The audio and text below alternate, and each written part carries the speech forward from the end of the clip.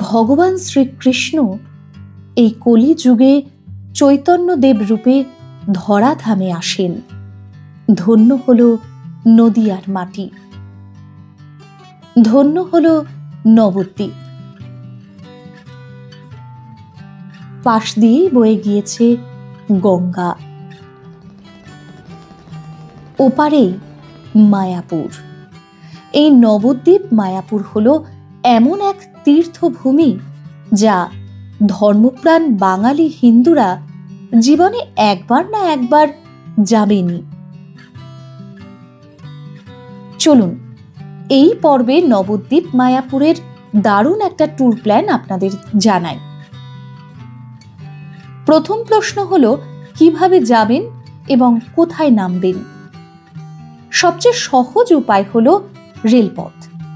শিয়ালদা এবং হাওড়া থেকে এখানে আসার অসংখ্য ট্রেন রয়েছে।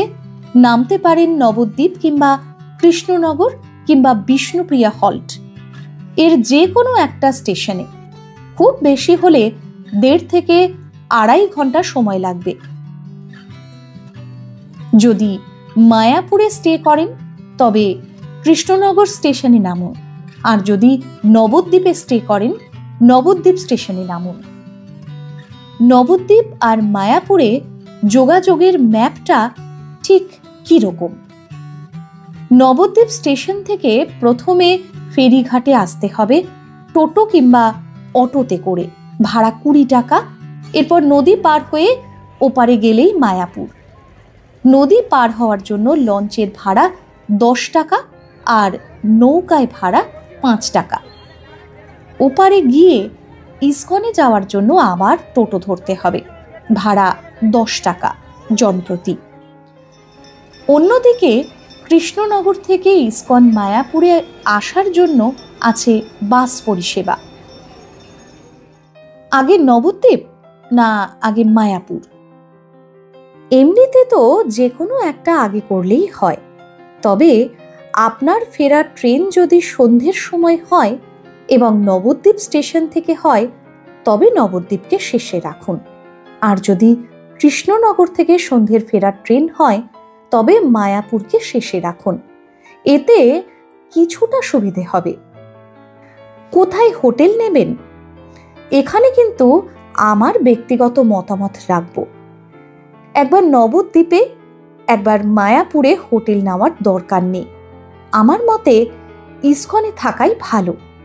ইস্কনের মধ্যে এমন একটা পরিবেশ পাবেন যা আপনি এর আগে কোথাও পাননি। অনেকে বলেন ওখানে রেট খুব বেশি, এটা কিন্তু ভুল কথা। মাত্র 100 টাকা থেকে রুম শুরু। মোটের ওপর 500-600 টাকাতে পরিষ্কার পরিচ্ছন্ন ঘর ওখানে পাওয়া যায়। আপনার ট্যুরের পুরোটাই ওখানে থাকতে পারেন। সাইট সিইং কিভাবে করবেন? গোটা নবদ্বীপ ও মায়াপুরের যে কোনো জায়গা থেকে আপনি সাইট সিইং করার জন্য টোটো পাবেন, ভাড়া 300 থেকে 400 টাকা। তবে মনে রাখবেন 3টে জায়গা থেকে টোটো নেবেন না। ফেরিঘাট, ইস্কন মন্দির এবং স্টেশন, এই সমস্ত জায়গায় দরদাম করতে একটু অসুবিধে হয়। নবদ্বীপ ও মায়াপুর দুটোই ঘুরতে কতদিন সময় লাগবে?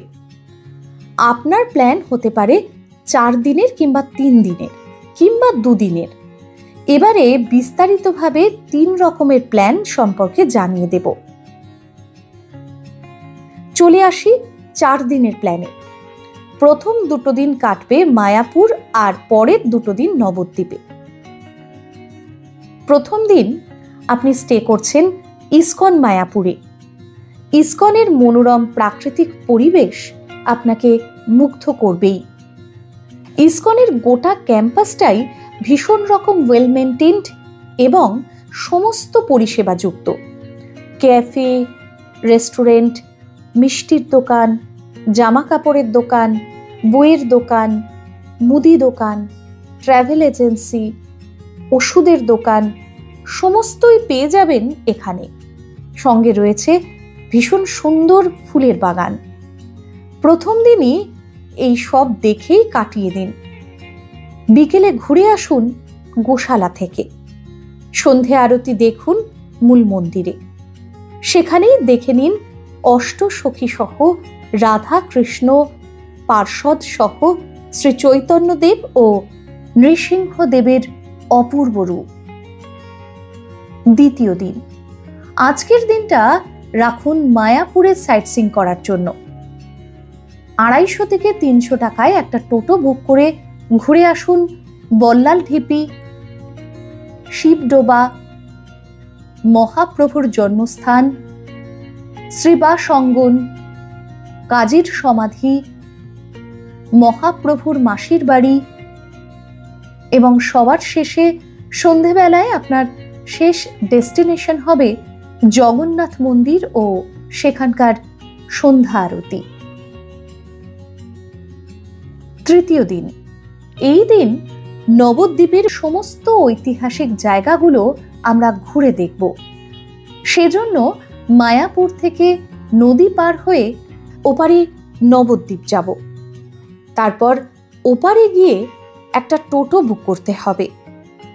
400 থেকে 500 টাকা ভাড়া দিয়ে তৃতীয় দিনেই দেখে নিন রানী রাসমণির কাছারি বাড়ি, মণিপুর রানীর বাড়ি, মণিপুর রাজার বাড়ি, মহাপ্রভুর জন্মস্থান, নরহরিধাম, প্রাচীন সোনার গৌরাঙ্গ মন্দির, পোড়ামাতলা, নিতাই বাড়ি, জল মন্দির ও শ্রী কেশবজি গৌরীয় মঠ। এবার চতুর্থ বা শেষ দিন, ইসকন থেকে আপনি চেক আউট করে বেরিয়ে যান ওপারে নবদ্বীপে গিয়ে আবারও একটা টোটো বুক করে দেখে নিন নবদ্বীপের বাকি জায়গাগুলো। আজ আপনার লিস্টে থাকবে নির্দয়া ঘাট, বলদেব জিউ মন্দির,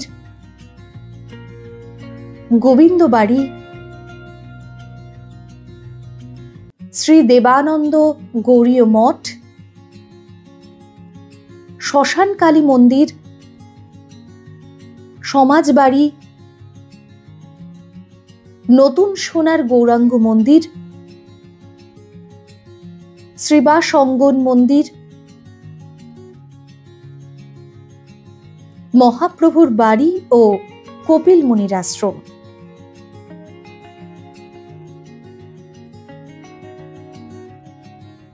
এবারে চলে আসি 3 দিনের প্ল্যান প্রসঙ্গে। এই 3 দিনের প্ল্যানকে আপনি দুভাবে সাজাতে পারেন। হয় প্রথম দিনটা কাটবে মায়াপুরের সাইটসিং করে, পরের 2 দিন নবদ্বীপের সাইটসিং করুন, অথবা প্রথম 2 দিন মায়াপুরে কাটিয়ে শেষের দিন চেক আউট করে নবদ্বীপের সাইটসিং করুন। এখন নবদ্বীপ আর মায়াপুরের স্পটগুলো তো আগেই জানিয়ে দিয়েছি। চলে আসি আমাদের শেষ প্ল্যান প্রসঙ্গে, অর্থাৎ 2 দিনের প্ল্যান। এই 2 দিনের প্ল্যানকে আবার দুভাবে সাজানো যায়। এক্ষেত্রে প্রথম দিনে ইসকনে ঢুকে ফ্রেশ হয়ে মায়াপুরের সাইটসিং করুন এবং দ্বিতীয় দিন ইসকন থেকে চেক আউট করে নবদ্বীপে গিয়ে নবদ্বীপের সাইটসিং করে ড্রাইভারকে বলুন স্টেশনে ড্রপ করে দিতে এবং রাতের ট্রেন ধরে বাড়ি ফিরুন। কিংবা প্রথম দিনে ইসকনের সাইটসিং না করে ইসকন ক্যাম্পাসের মধ্যেই কাটিয়ে দিন। ইসকন ক্যাম্পাসের পরিবেশে একটা দিন কাটানো নিজেই একটা অভিজ্ঞতা। এবং দ্বিতীয় দিনে ইসকন থেকে চেক আউট করে নবদ্বীপের সাইটসিং করে রাতের ট্রেনে বাড়ি ফিরুন। অবশেষে জানাই এই ট্যুরের আরও কিছু পর্বের লিংক ডেসক্রিপশন বক্সে দিয়ে দিলাম। আজকের ভিডিও এখানে শেষ করছি। ভিডিও পছন্দ হলে লাইক, কমেন্ট ও চ্যানেল সাবস্ক্রাইব করতে ভুলবেন না।